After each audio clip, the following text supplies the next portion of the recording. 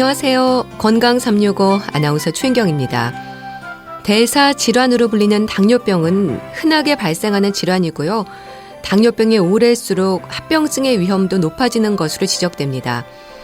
혈액 속의 포도당 농도를 의미하는 혈당이 일정 수준으로 유지되지 않고 고혈당으로 높아지는 이유가 뭘까요? 고혈당으로 인한 여러 가지 증상들이 당뇨병 환자들에게 부담을 높이는데요. 당뇨병으로 인한 합병증의 위험 잠시 후에 알아봅니다. 그리고 노년기에 있을 수 있는 노인병 증후군에 대해서도 살펴보겠습니다. 건강 365 이은하의 아직도 그대는 내 사랑 듣고 시작하겠습니다. 국민병으로 불릴 정도로 흔한 질환이 당뇨병입니다. 당뇨병은 특히 합병증이 무서운 질환으로도 지적이 되는데요. 흔해서 대수롭지 않게 여기는 분들도 있지만 합병증의 위험을 생각하면 결코 무심할 수 없는 질환입니다. 연세대 용인세브란스병원 내분비내과 김철식 교수와 함께합니다. 교수님 안녕하세요. 네, 안녕하십니까. 네, 교수님. 이 당뇨병이 국민병으로도 불리잖아요. 어느 정도나 환자가 많은 걸까요? 예, 당뇨 환자분들이 요즘 굉장히 많이 늘어나셔가지고요. 2018년도에 국민건강영양조사라고 하는 이제 국가 공신 자료가 있는데 그 자료를 보면은 성인 30세 이상에서 약 13.8%가 당뇨가 있는 것으로 조사가 되었고요. 네. 대략적으로 이제 수로 추산을 해보면은 약 500만 명 가까운 그런 당뇨병 환자분들이 우리나라에 있기 때문에 과거 한 50년 전만 하더라도 한 전 인구의 약 1.5% 인구에 비하면은 거의 50년 사이에 10배 가량 당뇨 환자분들이 증가를 했습니다. 대부분의 질환이 그렇지만 당뇨병도 초기 치료가 중요하겠죠. 예, 여러 만성 질환 중에서도 정말 당뇨병만큼 초기 치료가 중요한 그런 질환은 없는 것 같습니다. 왜냐하면 당뇨병 진단을 받았을 당시가 아무래도 생활 습관과 관련된 예를 들어서 운동이나 음식 습관 조절과 같은 중요한 그런 습관이 형성이 되는 시점이기도 하고요. 또 하나는 당뇨병 초기부터 열심히 관리를 잘 하지 않으면은 나중에 가서 합병증을 줄일 수 있는 그런 찬스가 이렇게 좀 떨어지겠어요. 그래서 쉽게 말씀드리면은 잘 관리가 안 되다가 나중에 막판에 관리를 잘 해봐야겠다라고 했을 경우에 당뇨병 합병증의 감소가 잘 안 됩니다. 그렇기 때문에 막판 역전이 어렵고 처음부터 잘 관리해야만이 당뇨병과 관련된 합병증을 줄일 수가 있기 때문에 당뇨병 초기 치료 정말 중요합니다. 조기 발견해서 초기 치료로 진행할 수 있는 건 1년에 한 번 정기적으로 이어가는 건강검진으로도 가능하지 않나요? 예, 굉장히 중요합니다. 아까 말씀드렸던 것처럼 이제 우리나라에서 당뇨 환자분들이 많이 증가한 이유 중에도 이런 검진이 활성화되어 있기 때문에 그렇다고 보고요. 보통 이제 당뇨의 발생 위험이 높은 그런 환자분들, 예를 들어서 당뇨 고위험군에 해당이 되는 당뇨 전 단계 환자, 대사증후군 환자 이런 분들은 보통 6개월 또는 1년에 한 번 정도 혈당 검사를 하거나 아니면 조금 더 자세하게 한다면은 당화혈색소 좀 더 자세한 검사를 한다면은 인슐린 저항성 검사를 하면 되고요. 그렇지 않은 경우라면은 보통 2년 또는 3년에 한 번 정도 혈당 검사를 권고를 하게 됩니다. 예, 다행히 우리나라에서는 이제 건강검진에서 혈당이 대부분 포함이 되어 있기 때문에 혈당이 당뇨가 진단이 된다 하더라도 비교적 초기에 진단이 되는 경우가 대부분인 것 같습니다. 흔히 말하는 당뇨병 전 단계는 어떻습니까? 그러니까 당뇨병 전 단계라는 진단을 받는 분들이 있거든요. 어떤 상태를 말하는지 궁금합니다. 네, 굉장히 중요하신 부분인데요. 정상 혈당에서 바로 당뇨병으로 넘어가는 게 아니라 그 중간 이행 단계가 있게 되는데 그 지점을 우리가 이제 보통 당뇨병 전 단계라고 얘기를 하고요. 이러한 사람들은 혈당이 정상인 사람들에 비해서 당뇨병이 발생할 확률이 조금 더 높습니다. 그래서 보통은 공복혈당 또는 이제 당화혈색소라고 하는 3개월의 평균 혈당 검사를 통해서 우리가 당뇨 전 단계를 진단하고요. 흔하게 하는 검사는 아니지만 경구 당부화 검사를 통해서도 당뇨 전 단계라고 하는 그런 군을 지정을 해서 당뇨가 조금 더 잘 생길 수 있다. 이렇기 때문에 이런 분들은 더욱더 생활습관 조절을 더 열심히 해야 되고 또 정기적인 검사가 더 중요하다라고 이렇게 강조를 하기도 합니다. 그럼 그렇게 당뇨병 전 단계에서 발견이 되면 약을 복용하지 않고 생활 습관을 개선하는 것만으로도 치료가 되는 걸까요? 예, 보통 우리가 당뇨 전 단계에 있는 분들께는 바로 약을 쓰기보다는 운동하고 음식 관리와 같은 생활 습관 개선을 우선적으로 권고를 하는데 네. 그러한 배경에는 과거 미국에서 진행이 되었던 연구인데 당뇨 전 단계에 있는 사람들에게서 철저한 생활 습관을 한 사람들과 메트포르민이라고 하는 약제를 써서 어떤 사람들이 당뇨병으로 더 넘어가는 게 좀 방지가 되는지를 보았더니 네. 약을 쓴 사람들보다는 당뇨병 예방을 위해서 운동하고 음식 조절 한 사람들이 훨씬 더 당뇨병으로 덜 넘어갔습니다. 네. 반면 예외적으로 이제 뭐 당뇨병과 관련된 예를 들어서 매우 비만한 사람들 또는 이제 임신성 당뇨가 있었던 사람들 또 매우 비만한 사람들에게서는 약을 쓰는 경우가 조금 더 유리한 경우는 있었지만 대체적으로는 생활 습관 조절이 더 우선된다라고 알고 계시면 좋을 것 같습니다. 당뇨병 전 단계에서 당뇨병으로 가는 진행 속도는 빠른 편인가요? 특히 가족력이 있는 분들은 걱정이 많던데요. 예, 아무래도 이제 혈당이 조금 높은 분들은 이런 염려를 많이 하시게 되는데요. 아무래도 이제 당뇨 전 단계에서 당뇨가 생기는 거를 우리가 알아보려면은 전향적인 연구를 해야 됩니다. 그래서 한 사람들을 다 혈당을 재고 또 1년 뒤에 또 재고 이렇게 연속적으로 재야만이 당뇨병으로 진행이 되는지 여부를 알 수가 있는데 우리나라에서도 관련된 연구가 있습니다. 과거 목동 지역에서 당뇨 전 단계 환자분들을 약 4년 정도를 추적 관찰을 했었습니다. 그때 4년 동안에 당뇨 전 단계에서 당뇨로 넘어가는 그런 확률을 본다면은 남자는 약 17%, 정확하게는 16.6%였고요. 여자에서는 6.5%였기 때문에 여자분보다는 남자분에서 당뇨로 넘어갈 확률이 좀 더 높고 이거를 산술적으로 1년 단위로 계산한다면은 1년에 약 한 4% 약간 넘는 정도의 당뇨의 발생 위험이 있습니다. 이제 그렇기 때문에 조금 더 주의를 해야 되고 그 외에도 좀 비만하신 분들이나 아니면은 담배를 태우신 분들은 조금 더 당뇨로 넘어갈 확률이 좀 증가를 해 있습니다. 그렇기 때문에 이런 분들은 더욱더 운동하고 또 적절한 생활 습관을 통해서 비만하지 않는 체중을 유지를 하는 게 더 중요하리라 생각을 합니다. 네, 흡연하고도 관련이 있나요?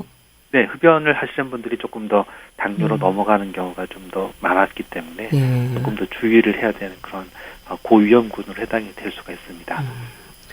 이 당뇨병 진단을 받으면 고혈압처럼 평생 약을 복용해야 한다는 말을 합니다. 그렇습니까? 예, 뭐 안타깝게도 이제 그런 질문에는 이제 그렇다라고 답변을 드릴 수밖에 없는데요. 아무래도 당뇨병 자체는 완치라는 개념, 그러니까 아무런 치료를 하지 않아도 혈당이 정상으로 유지가 되는 경우는 거의 드물고 사실 매우 어렵다라고 이렇게 얘기를 하고요. 특히나 당뇨의 유병 기간이 오래되면 오래될수록 더욱더 어렵습니다. 그렇기 때문에 당뇨 초기부터 꼼꼼한 생활습관 조절도 필요하지만 경우에 따라서는 조금 더 일찍 약물을 이제 써야 되는 경우가 많습니다. 심지어는 당뇨 전 단계군에서도 아주 비만하시거나 아니면은 특정한 경우에는 초기부터 당뇨가 없더라도 약제를 권고를 하는 그런 경우까지도 있기도 합니다. 네.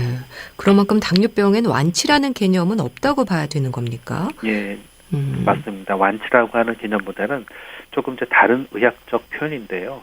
완화라고 하는 개념이 있습니다. 완화요. 네, 그래서 그러한 개념은 약 없이 당화혈색소라고 하는 혈당 조절이 6.5% 미만으로 목표 범위 안에 들어있는 경우를 완화라고 하는데 이러한 완화에 다루는 이룰 수 있는 여러 가지 그 연구들이 조금 이제 최근에 나와 있는 게 있는데요. 예를 들어서 비만하신 분들 같은 경우에는 이제 비만 수술을 하는 경우에는 약 없이도 당화혈색소가 6.5% 미만으로 잘 조절이 되는 경우가 있고 또 최근에 이제 스코틀랜드에서 진행이 되고 있는 나이렉트라고 하는 연구가 있습니다.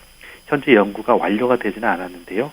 이 경우에서도 2년 정도의 연구 결과를 놓고 보면은 철저한 생활습관 조절을 통해서 2년 동안 자기의 체중을 15kg 이상 빼는데 성공한 사람들은 그 사람들에서 약 70% 정도에서는 약 없이도 당뇨가 잘 조절이 되는 그런 완화에 도달하는 그런 상황이 와 있기 때문에 결국은 완치는 어렵지만 철저한 생활습관 조절을 통해서 이러한 그 비만을 잘 해결한다면은 완화에는 이를 수 있는 그런 가능성은 있기 때문에 그런 부분에서 조금 더 우리가 희망을 찾아볼 수가 있을 것 같습니다.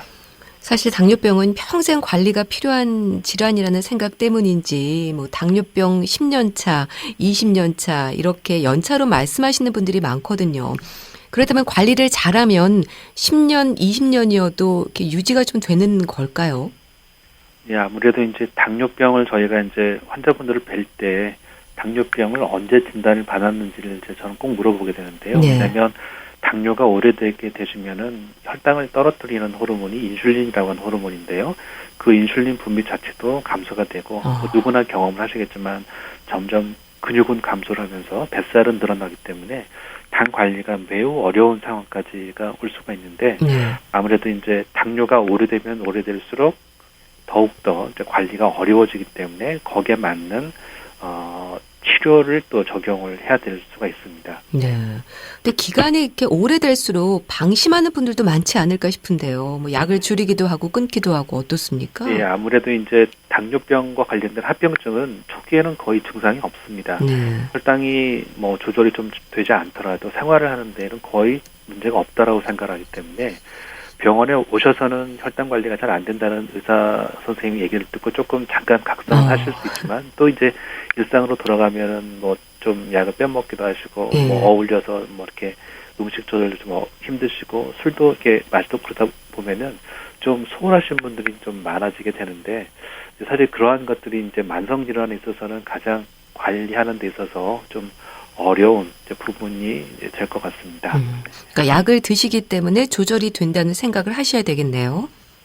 생활 습관과 더불어서 이제 적절한 약물 요법을 통해서만이 당 관리가 이제 적절하게 잘 될 수가 있다라고 생각을 하시는 게 좋을 것 같습니다. 참 당뇨병 환자들이 일상에서 또 조심할 부분들이 많은데 특히 음식에 스트레스를 받는 분들이 많으시죠. 이제 아무래도 저도 이제 환자분들께 음식 관리 중요하다고 설명을 드리면서도 굉장히 좀 미안한 마음을 좀 갖고 있습니다. 왜냐하면 요즘 TV나 뭐 이런 그 인터넷 방송을 보면은 얼마나 맛있는 음식이 많이 소개가 되고 있습니까? 이제 그런 음식들을 이제 먹지 못하는 것 자체가 굉장히 스트레스로 작용할 수 있는데 그래서 저는 보통 환자분들께 당뇨병 식단은 이제 당뇨를 치료하는 그런 식단이 아니라 건강한 식단이다라고 이렇게 많이 강조를 드립니다. 특히 이제 식구들이 같이 이제 식사를 하기 때문에 부모님들이 당뇨가 있는 경우에 당뇨병 식단을 철저하게 따르면서 건강 식단을 잘 유지를 하는 경우에는 그 자녀분들도 그걸 이제 보고 이제 배우면서 스스로 습관으로 익히게 됩니다. 참고로 가족 중에 당뇨가 있는 경우에는 그 자제분들은 당뇨가 생길 확률이 좀 높기 때문에 그러한 측면에서 이런 당뇨 식단은 중요하다. 가족들의 건강을 유지할 수 있는 좋은 식단이라고 관심을 갖도록 더 격려를 하는데 아무래도 맛있는 음식을 못 먹는 거는 굉장한 스트레스인 것만큼은 이제 분명한 것 같습니다. 네. 사실 당뇨병 환자들에게 합병증의 위험은 또 당뇨병만큼이나 부담이고 두려운 부분인데요. 합병증은 어떻습니까? 당뇨병 10년 이상인 분들에게 오는 위험이라는 말을 합니다. 그런가요? 예, 뭐 반쯤은 맞는 말씀이고 또 반쯤은 조금 이제 맞지 않는 말씀일 수 있을 것 같은데 실제로 당뇨를 진단을 받고 합병증 검사를 해보면은 초기에도 합병증이 있는 경우들이 많이 이제 저희들이 보게 됩니다. 이제 당뇨병의 합병증은 작은 혈관에서 생긴 합병증이 있고요, 또 큰 혈관에서 생긴 합병증이 있는데 신경이나 눈이나 콩팥에서 생기는 작은 혈관에서 생긴 합병증은 혈당 조절과 굉장히 비례하는 그런 경향이 있습니다. 이제 그렇기 때문에 당뇨가 오래되면 오래될수록 발견이 될 확률이 높지만 심장이나 뇌로 가는 혈관에 생기는 비교적 큰 혈관에 생긴 합병증은 혈당 외에도 콜레스테롤, 혈압, 또 뭐 인슐린 저항성, 흡연, 음수 이런 것들이 복합적으로 작용을 하기 때문에 당뇨를 진단받으신 지 오래되지 않았더라도 뜻밖의 처음부터 심한 상태에 있는 사람들이 많이 있을 수 있습니다. 이제 그렇기 때문에 이러한 적절한 시기별로 합병증 검사를 하는 게 매우 중요하다라고 말씀을 드려야 될 것 같습니다. 네. 뭐 살펴야 하는 수치들이 있을까요? 예, 여러 가지가 있습니다. 보통 이제 우리가 보통 혈당 외에도 혈압 그리고 이제 콜레스테롤 수치 그리고 정기적으로 저희가 이제 우리 몸의 혈관 내 미세 염증을 나타내는 그런 표시도 있고요. 또 이제 콜레스테롤 중에서도 훨씬 더 나쁜 그런 콜레스테롤을 나타내는 지표들이 있는데 네. 이제 그러한 검사들도 정기적으로 해 나가면서 환자분들의 합병증 위험 상태를 파악을 하고 그 외에도 또 잘 아신 것처럼 체중이나 뭐 허리둘레 이런 것들도 적절하게 체크를 해야만이 아무래도 합병증으로 인한 위험을 조금 더 미리 감지를 하고 거기에 맞는 대책을 세울 수 있을 것 같습니다. 네. 그렇다면 혈당 조절에 실패하는 당뇨병 환자들에게 합병증의 위험이 높아진다고 봐야 됩니까? 예, 맞습니다. 특히 이제 작은 혈관에서 생긴 합병증은 혈당 조절하고 아주 밀접한 관계가 있습니다. 하지만 아까 말씀드렸던 것처럼 큰 혈관에서 생긴 합병증은 뭐 혈압이나 콜레스테롤, 염증 상태 이러한 것들과도 이제 관계가 있다라고 알고 계셔야 될 것 같습니다. 네. 참 말씀 주신 것처럼 전신으로 영향이 있어서 걱정인데요. 가장 많은 합병증은 뭔가요? 저희가 이제 검사를 해보면은요, 작은 혈관에서 생긴 합병증이 큰 혈관에서 생긴 합병증보다 조금 더 많고요. 그 중에서도 작은 혈관 합병증 중에서도 신경, 그리고 눈, 심장 이러한 순서대로 이렇게 조금 더 합병증이 많이 발견이 되는 것 같은데요. 이제 특히 신경 합병증 같은 경우에는 이제 과거에는 이제 검사 없이도 환자분들의 주관적인 증상만 가지고도 진단이 가능했기 때문에 아마 네. 조금 더 많은 확률로 발견이 되는 것 같은데 최근에는 이제 검사 위주로 이제 진단하기 때문에 예전에 비해서는 신경합병증은 조금씩 줄어들고 있고 반면에 눈하고 신장에서 발견이 되는 합병증은 조금 늘어나는 추세인 상황입니다. 네. 이 당뇨병의 합병증에도 급성 합병증과 만성 합병증이 있다고 들었습니다. 예, 만성 합병증은 이제 방금 말씀드렸던 것처럼 당뇨를 진단을 받고 오랜 동안 이제 서서히 생긴 합병증, 예를 들어서 눈, 심장, 신경 또는 혈관에 생긴 합병증을 말씀을 하는 거고요.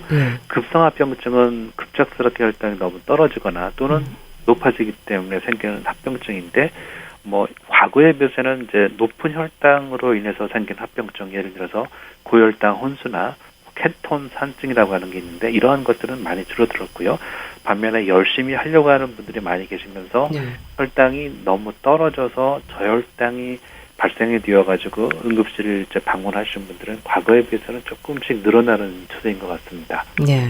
그럼 생명과 직결되는 위험이라고 한다면 급성 합병증입니까? 아무래도 심혈관 질환이 문제이지 않을까 싶은데요. 맞습니다. 이제 심혈관 질환은 이제 아무래도 이제 아까 말씀드렸던 혈당이나 혈압, 콜레스테롤 이러한 것들이 복합적으로 작용하지만 또 저희들이 간과할 수 없는 거는 저혈당이 빈번하게 생기는 경우에는 아무래도 이제 저혈당 때문에 생기는 여러 증상들이 교감신경계 활성화에 의해서 생기는 경우가 많습니다. 예를 들어서 맥박이 증가한다든지 혈관이 수축하는 그런 작용이 생길 수 있기 때문에 혈당이 많이 떨어지니까 중증 저혈당 50 미만으로 떨어진다든지 이러한 경우가 자주 생기게 되면은 아무래도 심혈관 질환의 위험도 조금 더 증가하기 때문에 저혈당도 조금 이제 조심을 해야 되는 그런 당뇨병의 급성 합병증이다라고 말씀을 드리고 싶습니다. 네, 그러니까 심혈관, 뇌혈관, 콩팥 그리고 실명 위험과 당뇨발까지 이렇게 전신으로 영향을 미치게 되는 거군요. 예, 맞습니다. 아무래도 이제 혈관에 있는 혈당이 높아지는 거기 때문에 혈관이 분포하는 곳이면 어디든지 혈당이 합병증을 유발할 수 있기 때문에 아무래도 당뇨병 합병증은 이제 전신에서 다 발생할 수 있다. 그 대표 중에 말씀드릴 수 있는 대표 합병증이 아까 말씀드렸던 눈, 심장, 신경, 심장과 뇌혈관 쪽이다라고 이제 말씀을 이제 드리겠습니다. 네. 백내장 수술을 할 때도 당뇨병 여부를 확인하잖아요. 이건 왜 그렇습니까? 예, 아무래도 이제 혈당 조절이 잘 되지 않는 경우에는 백내장 수술을 잘 했음에도 불구하고 염증 같은 것들이 잘 안 나물고 또는 감염이 생길 위험성이 높아지기 때문에 아무래도 백내장 수술이나 또는 이제 여타의 여러 가지 수술할 때에는 당뇨가 있는 분들은 가능한 한 당 조절이 잘 되는 상황에서 시술이나 수술을 하시는 게 훨씬 더 유리합니다. 그런 차원에서 이해를 하시면 될 것 같습니다. 네. 당뇨 망막 병증도 흔하다고 하던데요. 네. 그렇다면 당뇨병이 오래되면은 관리를 잘해도 합병증의 위험은 있을 수 있는 걸까요? 예, 아무래도 이제 보편적으로만 말씀드린다면 당뇨가 오래되고 당 관리가 잘 안 되면 안 될수록 합병증의 위험이 증가하는 건 사실이고요. 또 당뇨의 합병증이 이미 와 있는 분들도 그 시점 이후로도 당 관리가 잘 안 되면 더 진행이 되는 경우가 많습니다. 하지만 우리가 보통 이제 당뇨 예를 들어서 눈에 합병증이 있다 하더라도 정말 합병증이 있는 상황에서도 혈당을 열심히 조절하게 되면은 실명으로 가는 경우는 거의 드물기 때문에 옛날 같은 경우에는 그런 경우가 많았습니다만 최근에는 이제 의료기관에서 합병증도 조기에 발견을 하고 또 합병증이 있는 경우는 더욱더 철저한 혈당 관리를 또 주문을 하기 때문에 과거처럼 이렇게 혈당이 이렇게 굉장히 심각하게 나빠져가지고 실명이나 아니면은 뭐 다리 절단이나 또 신장 기능이 완전히 망가져가지고 투석으로 넘어가는 그런 확률은 과거에 비해서는 점점점 줄어드는 추세인 것만은 분명한 것 같습니다. 그렇기 때문에 조금 합병증이 있다 하더라도 혈당 조절을 열심히 하면은 어느 정도 상황이 더 이렇게 급작스럽게 나빠지는 거는 그래도 조금 더 늦추거나 예방할 수 있다라고 좀 알고 계시는 게 좋을 것 같습니다. 네. 관리를 잘하면 실명 위험으로까지는 가지 않을 수도 있다고 하셨는데 당뇨 망막병증이 그 실명으로 가는 그 위험도도 큽니까? 예, 아무래도 이제 당 조절이 잘 안 되는 특히나 이제 나이가 어려서부터 당뇨가 생기는 분들, 특히 이제 일형 당뇨 환자분들이나 최근에는 이제 20대인데도 불구하고 어른들에서 생기는 그런 당뇨 환자분들이 간혹 꽤 있고요. 네. 이런 분들은 아무래도 이제 당뇨로 인한 유병 기간이 깁니다. 그러니까 10대 당뇨를 진단받으신 분이 50대만 되더라도 40년 동안 당뇨의 유병 기간이 있는 거기 때문에 그 오랜 기간 혈당 조절이 잘 안 되면은 특히 작은 혈관에 생기는 그런 눈과 관련된 합병증이 생길 확률이 높아지게 되거든요. 아무래도 이제 그러한 경우에 이제 나중에 가서는 당 관리가 잘 안 되고 그런 상황이 되면은 아무래도 이제 망막병증이라고 하는 게 있는데 이러한 것들이 나빠지게 되면은 아무래도 이제 시력에 큰 손상을 이제 받는 경우들이 있습니다. 하지만 그래도 적절한 조치를 처음부터 하게 되면은 실명으로 가는 경우는 요즘에는 이제 매우 드물다라고 이제 알고 계시면 될 것 같습니다. 네. 당뇨병 예방은 물론이고 진단을 받은 경우라면 관리에 신경을 써야 할 텐데요. 지켜야 하는 부분들을 좀 짚어주시면 좋겠습니다. 이제 저희 이제 병원에서도 그렇고요. 그다음에 이제 학교에서도 그렇고 당뇨 환자분들의 여러 가지 이제 중요한 이제 혈당 조절을 위해서 좀 알기 쉽게 설명을 드리는 것 중에 하나가 A, B, C, D, E라고 하는 그런 약자를 통해서 많은 이제 교육을 해드리려고 하는데요. 네. 이제 우리 이 표현이 아니기 때문에 좀 그렇긴 합니다만은 A라고 하는 거는 이제 당활색소를 영어로 하게 되면은 이제 A라고 하는 글자가 들어가기 때문에 당 조절을 열심히 하자. B라고 하는 거는 이제 영어로 이제 블러드 프레셔, 그러니까 혈압을 잘 관리를 하자라고 하는 또 중요한 부분을 또 짚고 있고요. 네. C라고 하는 거는 이제 나쁜 콜레스테롤의 C를 얘기를 하기 때문에 콜레스테롤 관리를 잘 하자라는 그런 측면도 있고요. 또 다른 C는 또 이제 시가렛, 담배죠. 그래서 금연을 해야 되는 것도 강조하는 부분이 C에 담겨 있고요.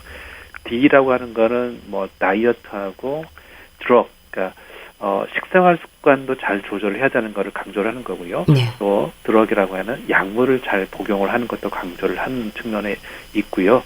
마지막으로 E는 영어로는 이제 exercise 그리고 이제 education을 얘기를 하게 되는데 운동도 철저하게 열심히 하는 것도 강조를 하면서 당뇨 환자분들은 특히 초기에 진단을 받았을 때에는 체계적인 식생활 관리를 하기 위해서 교육을 받는 게 훨씬 더 유리하기 때문에 특히 이제 교육의 중요성을 강조하기 위해서 맨 마지막에다가 에듀케이션의 E를 저희가 이제 또 넣고 이제 강조를 하고 있습니다. 즉 이러한 A, B, C, D, E와 같은 통합적이고 체계적인 관리를 통해서 혈당 관리를 또 당뇨 관리를 하는 경우에는 여러 가지 당뇨로 인한 합병증이 훨씬 더 적게 생긴다라고 이렇게 알고 계시면 이제 고맙겠습니다. 네. 자, 말씀 잘 들었습니다. 오늘은 당뇨병에 대해서 알아봤는데요. 연세대 용인세브란스병원 내분비내과 김철식 교수와 함께했습니다. 말씀 감사합니다. 네, 감사합니다. 빛과 소금의 오래된 친구 들으셨습니다. 여러분은 지금 KBS 라디오 건강 365와 함께하고 계십니다.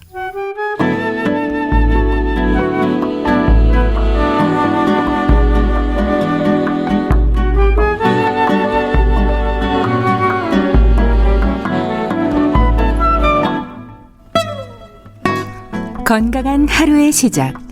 KBS 라디오 건강 365 최윤경 아나운서의 진행입니다.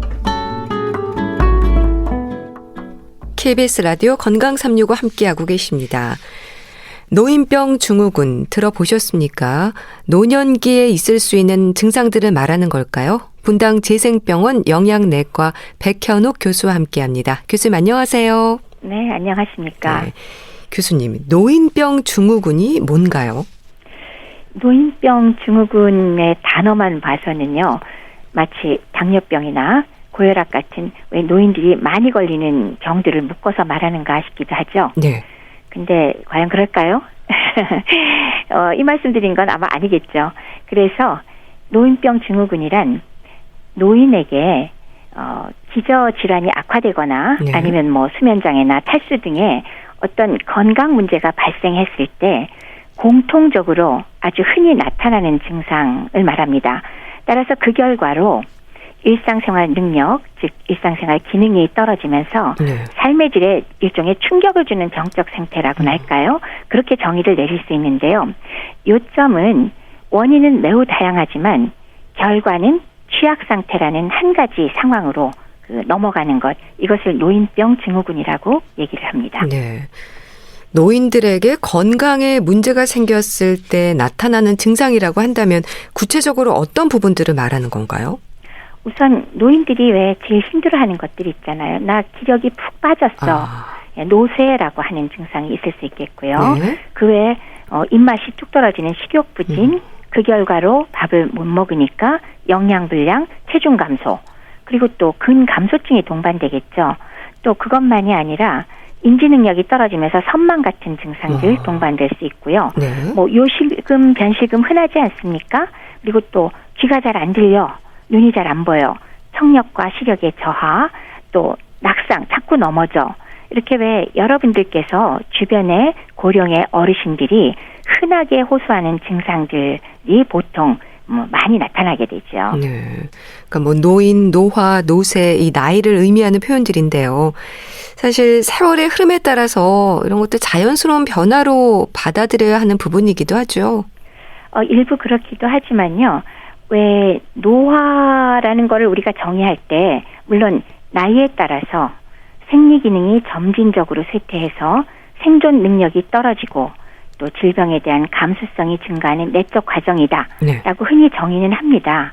그리고 노쇠라고 말씀하셨는데 노쇠는 그 노화의 결과 생리적인 일종의 예비력 혹은 완충 능력이 떨어져서 작은 스트레스라도 받으면 주어지는 강도에 비해서는 신체와 정신이 현상 유지를 못하고 취약해지는 상태를 말하죠. 네. 근데 이런 과정들이 어느 정도는 세월의 흐름에 따른 자연스러운 변화로 받아들여지기는 하지만은 주변에 보시면 개인적인 차이가 상당히 클 수가 있죠. 네. 따라서 누구에게나 시간에 완전 비례한다고 보기는 어렵고요.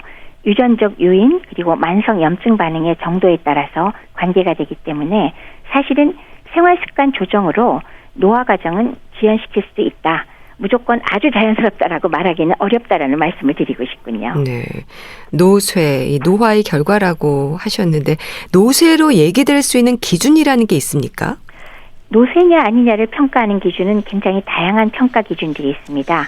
가장 흔히 쓰는 기준을 제일 처음에 얘기했던 그 분이 주장하신 5가지 요소를 얘기는 합니다. 네. 첫 번째는 극도의 피로감, 두 번째는 체중이 아주 심하게 감소하는 거, 세 번째는 근육이 약해지는 거, 그리고 네 번째는 행동이 매우 느려지는 겁니다. 보통 우리 걷는 속도를 측정을 하긴 해요. 네. 그리고 5번째는 신체 활동의 정도라고 해서 예를 들면 내가 외출이 가능한지, 어느 정도가 가능한지, 몇 번이나 가능한지 이런 정도로 평가하는데요. 흔히 이제 지표라고 보통 얘기할 때는 체중 감소가 심한 것, 그다음에 근력을 측정하는 것, 균형 감각을 측정하는 것, 걷기 능력 등을 우리가 측정하곤 합니다. 네.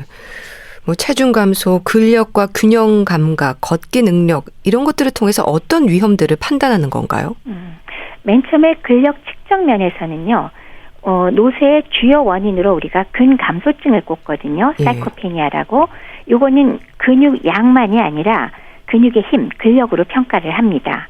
그래서 그 결과로 근육 기능이 유지하느냐 아니냐 측면에서 매우 중요하기 때문에 노인이 자꾸 넘어지는 낙상을 평가하는 측면에서 낙상이요? 그렇죠. 아주 중요한 기준이 되겠죠. 네. 그리고 균형 감각 측면은 낙상의 중요한 두 가지 원인을 우리가 보통 얘기하라 그러면 조금 전에 말씀드린 근력이 매우 중요하고요. 두 번째는 평형 감각, 균형 감각입니다. 그래서 이 두 가지가 사실은 노인의 신체 활동을 결정짓는 굉장히 중요한 능력이 됩니다. 네. 따라서 운동을 시켜도 이 두 가지를 증진시키는 게 사실 노인 운동에 굉장히 중요한 요소가 되겠고요. 마지막으로 걷기 능력은 결국 적절한 근육량과 근력 그리고 균형 감각이 혼합되면 잘 걸을 수 있겠죠. 그래서 적절한 속도로 제대로 일어나고 걷기가 가능한지 여부를 평가해서 그것이 괜찮으면은 일상생활에 지장이 적다라는 평가를 저희가 할 수가 있는 거죠. 네. 고령 사회를 사는 지금 특히 고령의 노인들이 겪는 문제들은 삶의 의욕과도 연결되는 부분이라서 잘 살펴야 하지 않을까 싶은데 어떨까요? 맞습니다. 삶의 의욕 굉장히 중요하죠.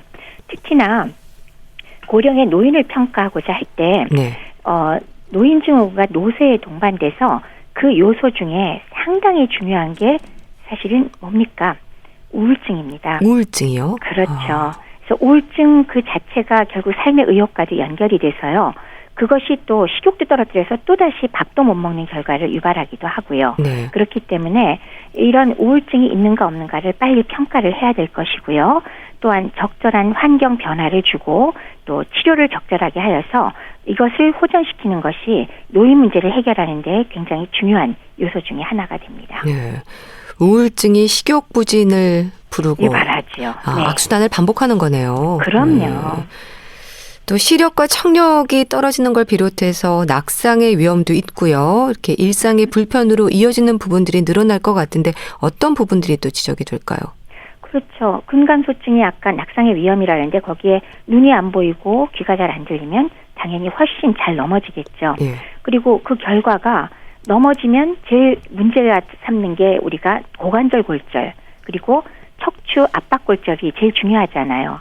그렇게 되면 많은 후유증을 유발하게 되고 그리고 또 사망률까지도 우리가 올리는 굉장히 중요한 요소가 됩니다. 네. 따라서 노쇠를 평가한 후에 개별적으로 보조적인 치료는 물론 해야겠지만 특히나 낙상 관련해서는 집안의 환경, 뭐 예를 들면 뭐 문턱을 없앤다든가 화장실 안팎에 손잡이를 잡는다거나 조명을 밝게 하는 등의 예방책들을 충분히 강구해 주는 것도 노인들한테는 굉장히 중요한 요소가 되겠습니다. 네.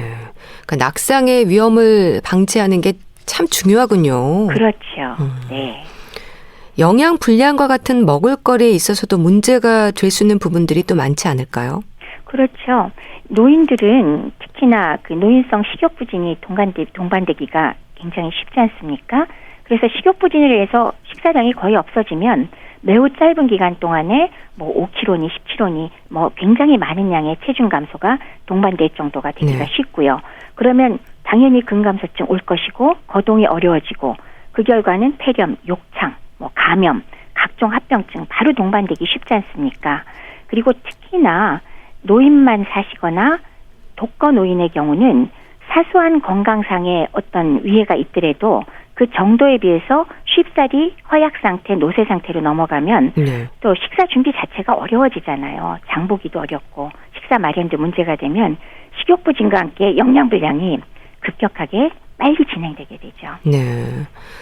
그렇게 일시적인 영양 불균형이 아닌 만성적인 영양 불량 상태로 이어질 때 특히 노인들의 경우에는 이렇게 몸으로 나타나는 반응이 빠르지 않을까 싶은데 어떨까요?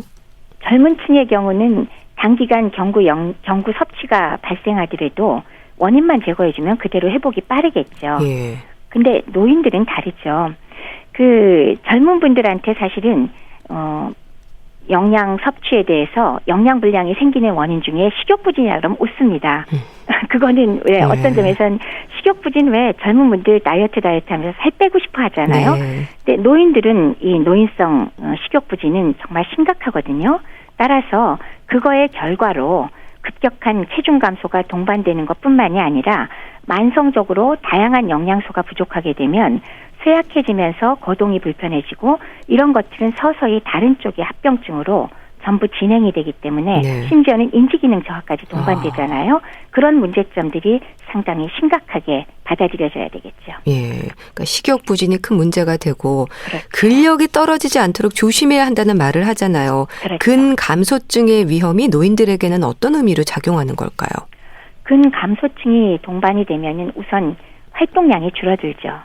따라서 체중 감소가 발생한 노인들한테 이게 많이 동반되는 건 당연한 얘기고요. 예.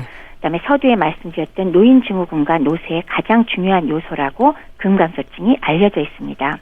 즉 근육량이 줄고 근력이 약화되면 거동이 어려워지고 넘어지기 쉽게 되고 그리고 심지어는 삼킴장애 노인들 많이 생기잖아요. 네. 연하곤란 그게 역시 근감소증이 또 하나의 원인이 됩니다. 따라서 식사 섭취가 더욱 어렵게 되면 이것도 또한 악순환의 고리가 됩니다. 못 삼키니까 더더구나 영양 부족이 되고 근육량이 줄어드니까 삼키는 근육이 또 부족해지고 영양 불량은 더욱 심화되는 이런 문제들이 동반이 되는 거죠. 네. 참 하루 세 끼를 잘 챙겨 먹는 게 중요할 텐데 영양이 고려된 식단이 또 강조가 되고 있습니다. 특히 노인들에게 부족하기 쉬운 영양소가 뭘까요? 노인들에게 부족하기 쉬운 것에 가장 첫 번째는 제가 한 5가지쯤 말씀을 드리면 네. 기본 열량이 부족한 겁니다. 요거는 식사량 자체가 워낙 줄어들 때의 문제죠. 기운이 쭉 빠지겠죠. 두 번째는 매우 중요한데 단백질 섭취량입니다. 단백질이요. 네. 특히나 근감소증의 진행은 다소라도 우리가 예방 목적으로라도 질 좋은 단백질을 충분히 섭취하는 것은 매우 중요한데 네. 나이 드신 분들이 사실 고기 아예 안 잡수는 분도 많고요. 대략 식사 때울 때도 사실 많지 않습니까? 그렇기 때문에 끼니 때마다 질 좋은 살코기, 생선, 두부, 계란 등을 매번 드시는 거를 권고를 드리고요. 또 최근 연구된 결과들에서 노인들에게 추가로 단백질 보충제를 일정량을 매일 드렸더니 그거 자체가 매우 도움이 된다고 하니까 고려하실 필요가 있겠습니다. 네. 세 번째는 비타민 B12인데 요거는 동물성 단백질로 유명한 거잖아요. 그러니까 동물성 식품에만 들어있는 것. 요것이 부족하면 빈혈이라든지 아니면 인지기능 장애까지도 올 수 있다고 하는데 재미있는 건 같은 비타민 B군인 B6도 역시 부족되기 쉬운 영양소에 들어가거든요. 네. 그래서 같은 비타민 B군인 B6와 엽산과 함께 B12는 이것이 동맥경화와 연관이 됩니다. 따라서 이 3종 B 비타민을 드시면 동맥경화가 예방이 된다고 하니까 역시 신경 쓰시면 좋을 것 같고요. 네 번째는 골다공증과 연관된 칼슘과 바이타민 D가 되겠습니다. 그래서 마그네슘과 함께 칼슘, 바이타민 D를 충분히 드시는 게 역시 도움이 되겠고요. 네. 마지막으로 5번째는 아연, 징크입니다. 요거는 면역력과 입맛 그리고 점막과 피부 건강, 인지기능 유지 등에 도움이 되기 때문에 충분히 보충할 필요가 있겠습니다. 네. 이런 부분들이 채워지지 않을 때 몸의 대사라든지 활동성에도 영향을 미치겠네요. 그러면요. 열량이 부족하건 단백질이 부족하건 아연이 부족하건 전신 쇠약 당연히 올 거고 또 제가 말씀드렸듯 인지기능 장애와도 연관이 있고 근감소증과는 직접 연관되죠. 네. 비타민 B군 세 종류는 동맥경화증과 연관되죠. 세포의 DNA 생성에도 관계되니까 빈혈, 말초신경증, 인지기능 장애와 연관되죠. 네. 칼슘, 마그네슘, 비타민 D는 당연히 뼈의 건강과 면역력, 근육 건강 유지에 필수인 것이고 네.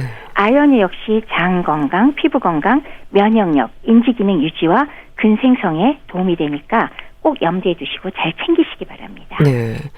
그러니까 기운이 없어서 입맛을 잃을 수도 있고 입맛이 없어서 기운이 떨어지기도 하고 이렇게 균형이 깨졌을 때 생기는 문제들이 반복되는 것도 문제가 될 텐데 노쇠골이라는 표현도 하던데요. 네, 맞습니다. 노쇠골이라고 우리말로 옮겨놓으니까 페이스 사이클 좀 어렵게 느껴지지만 예. 오히려 거기에 이제 좀 무시무시한 비셔스를 넣어가지고요. 노쇠 악순환 고리 그러면은 금방 또 이해가 되겠죠. 네. 즉 노화로 노쇠가 되면서 입맛을 잃죠. 그러면 못 먹게 되죠. 만성 영양불량 되죠. 체중 감소가 심해집니다.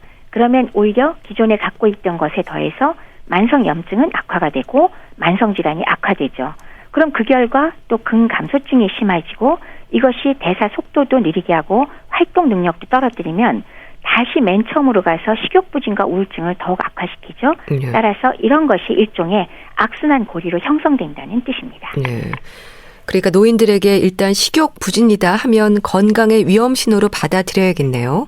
그렇죠. 아까 말씀드렸듯이 젊은 사람에게 식욕부진은 하하거리죠. 나 다이어트인데 식욕부진 되면 너무 좋겠어.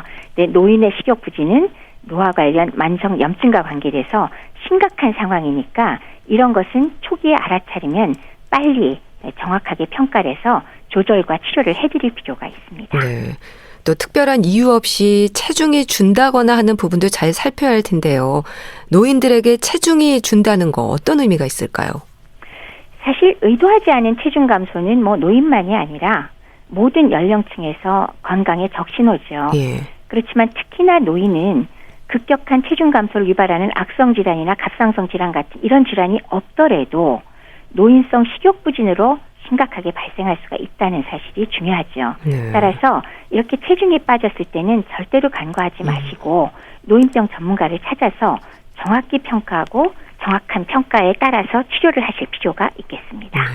또 근력도 중요할 텐데요. 그 손아귀 힘, 악력으로도 근력을 점검할 수 있다는 말도 하던데 어떨까요? 맞습니다. 근력이 매우 중요하다고 말씀을 드렸는데 뭐 검사하는 방법은 굉장히 다양하고 예. 좀 비싼 기계로 하는 방법도 다양하지만 우리가 일상적으로 노인들한테 악력 비교적 쉽잖아요. 악력계를 이용해서 손아귀의 힘만을 측정하는 것으로도 근력이 매우 의미 있게 측정이 되기 때문에 근력 평가에 유용한 도구가 됩니다. 네. 또 골다공증의 위험 역시 노인들이 살펴야 할 텐데요. 낙상으로 이어질 수 있는 부분이기도 하죠. 그렇죠.